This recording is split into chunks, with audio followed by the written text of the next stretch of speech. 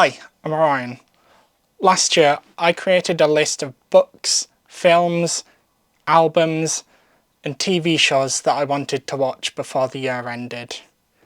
Now, knowing me, I ended up not doing that, and so I decided to create this series as somewhat of a catch-up from last year. Now, at this point when this is being filmed, I essentially made the decision to scrap the entire series, but I still wanted to show you what I've been enjoying in the past 6 months, because yes, it took me up to June to decide to scrap this series, but I still wanted to show you what the things I have done and watched or read or listened to have been.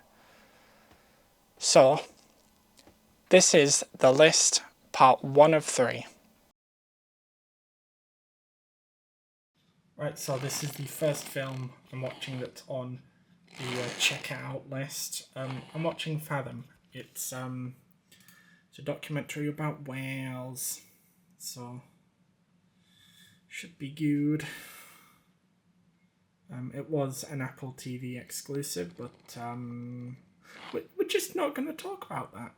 Anyway, I'll check in after I've watched it and give like a rank, I don't know, a score out of 5, I guess. Okay, so I just realised I did a boo-boo.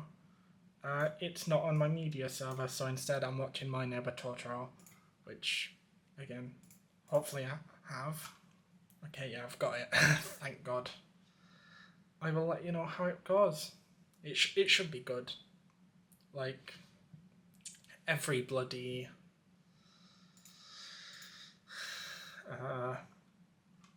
Ghibli film is pretty good, so yeah. Right, so I have just finished My Neighbor Totoro. Yeah, it's certainly one of the Ghibli films of all time. I just felt like you were waiting for something to happen and then nothing really did, other than someone going missing. So I'm gonna say it's a 3 out of 5 because it's cute. It's a Ghibli film. It's gonna be cute in some way, shape, or form. But there was just not much there other than the cuteness. But yeah, it felt like you were waiting for something massive to happen, and nothing really did. And it was kind of, I don't know, it just didn't feel right. But then again, the pacing of Ghibli films are relatively slow, I think. But yeah, that's it for that film, I guess. Wasn't what I expected to be watching, but hey, it is what it is.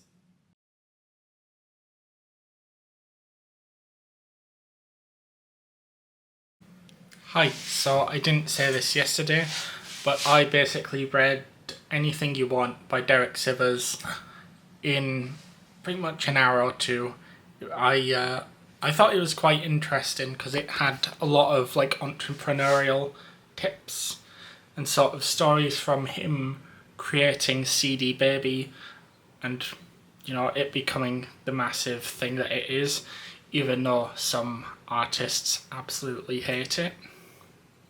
Yeah, it was quite interesting, and I kind of read it at a bad time because basically yesterday, well today actually, yesterday actually I submitted a piece of work that was like business orientated, and I could have used that book,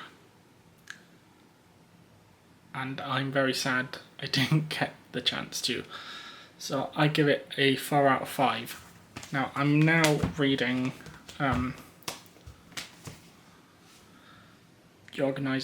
The Secret Life of the Mind, but I probably won't have finished it for a while because I have uni work to do, and this predicts it'd take about 6 hours, which, yeah, make of that what you will.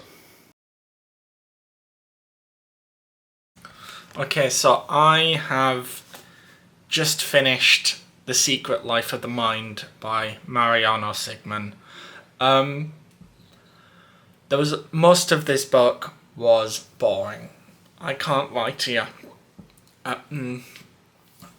It was very much half the book was jargon, meant for, neuroscience students, and it just was not enjoyable until about halfway through. They actually started to talk about, things that aren't jargon, and they talk a lot about actually how the brain learns, and also mentions scientific studies about learning and like the way in which our brains have changed as we grow. But again, a lot of the book does contain a lot of jargon, and it was so bad that by the time things started to get good, I was quite mentally checked out. So I give it a 2 stars out of 5.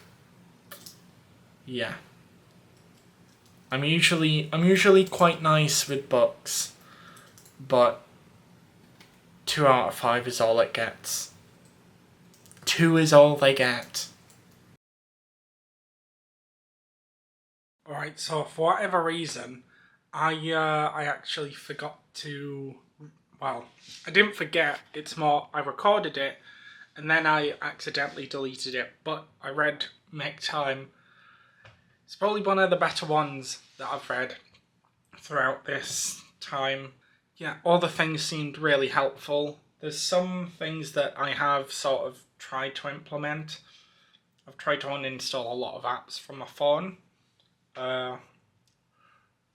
But I am still addicted to Twitter, unfortunately. That's my big issue. I am too addicted to Twitter. And but the thing is, if I didn't have Twitter, I would be very isolated.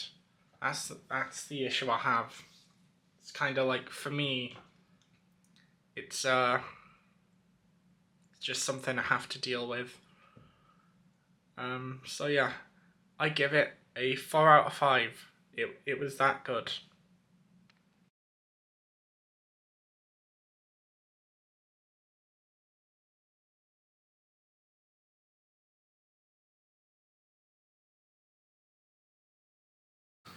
Right, so I just listened to God's Country by Chatpile, admittedly whilst reading.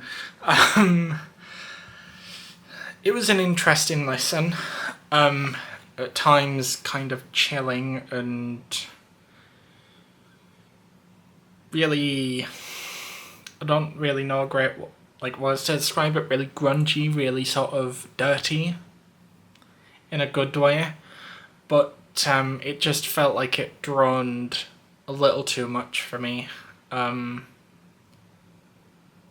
So I give it a 3 out of 5 stars. It was okay, but I think there was some really great moments on this album. But it just wasn't for me. I may listen to a track or two after, on their own, but I don't think the album is particularly, I didn't particularly love it as a cohesive sort of experience. So, yeah, 3 out of 5 stars. Hi, so I did actually listen to that Artificial Brain album. They're self-titled. It wasn't for me. Again, just like Chatpile, it really wasn't for me. I can understand why someone in it would enjoy it, but it's just not for me. So with that, I give it a 2 out of 5. just listened to Ants From Up There by Black Country New Road.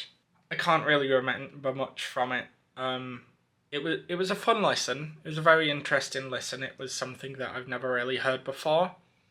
But it like a lot of things, it just wasn't for me. But I do give it a 3 out of 5. I would be open to listening to more or listening to it again. But yeah. Okay, so I've listened to 2 albums that were on the list. Hang on. One was Danger Mouse and Black Thought. Can't remember what the... Oh yeah, the album was called Cheat Codes. It's a really interesting album, obviously with it being produced by Danger Mouse. Immediately my mind went, he produced the first Gorillaz album, and I kept thinking about that throughout listening to the album, but it's a really interesting album to listen to. I wrote it down as a 3 out of 5, but I feel like I could argue about it being a 4 out of 5. Have a strong 3, light 4, in the words of Anthony Fantano. I also listened to Mr. Morale and the Big Steppers by Kendrick Lamar. There were some moments on this album that I was like, this is great, I'm loving this. And then there were some that I was like, this isn't for me. It felt like kind of a mixed bag, and since it was so long since between Mr. Morale and Damn, yeah, I can understand why his biggest fans would be disappointed. Because it felt a little bit all over the place, and I felt like, I don't know, some songs went on longer than they should have, and then others weren't long enough. It felt, yeah. So I'm giving it a hard 3 out of 5. It was good, but there were some moments where I really questioned what was going on. Yeah. One more album to go, so that's fine. I finished listening to The Forever Story by Jid. I think it might be one of the better albums that I've listened to be honest. Yeah, it's a really great rap album. Probably one of the better rap albums that I've listened to in this sort of part of the list. Yeah, I really liked it. I'm trying to think, because basically I listened to it whilst I was being driven up back here, because I go to my parents' house every weekend because I have not grown up. But yeah, it's a great album. I give it a 4 out of 5, which I think that might have been the highest score that I've given. So yeah, so far at least. I don't know, in the next part I've got an artist I already know and like, so... Right, so for this bit I picked Friends. What I didn't realise was Friends is absolutely massive, and yeah, you kind of can't really binge it in like a day or two. It's something that you really have to, if you really want to watch it quickly, you gotta be watching it for like a week straight, I feel like, and quite frankly, I don't feel like doing that, but I've watched a few episodes, and I can conclusively say it's okay. It gets a 3 out of 5. That's all it gets, because really, I mean, it's light-hearted, it's calm, but it's not really funny. I feel like, because it was a show that used to come on at like 8 o'clock. I'd come home from a club I used to go to, and it would be on E4 at 8 o'clock, or maybe even earlier than that. And it was funny then. And somehow I feel like, well, yeah, it's not all that. It's acceptable watching, but it's nothing really special or more than that. That, and I mean, it's set in New York, right? Why is everyone white? Why is everyone white? It is the 90s in New York. Why is everyone so incredibly white? Like, yeah, it really, it hasn't really aged too well. And it, yeah, three stars is all I get. Now, obviously, apart from Friends, I basically did all the things, and I believe it took me up till February to finish everything, which felt okay. You know, it felt like I was really getting on with this project. You know, I thought I would have had it done by March, but yeah, unfortunately not. It just dragged and dragged on. But I was happy with this part of the series.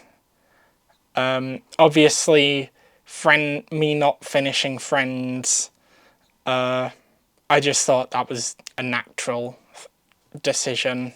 There was no way I could go through and watch just that for forever. Plus the fact I had uni to deal with that was becoming important again as I moved towards my live event. But yeah, that was part 1 of the list. Make sure to tune in whenever the next episode's up.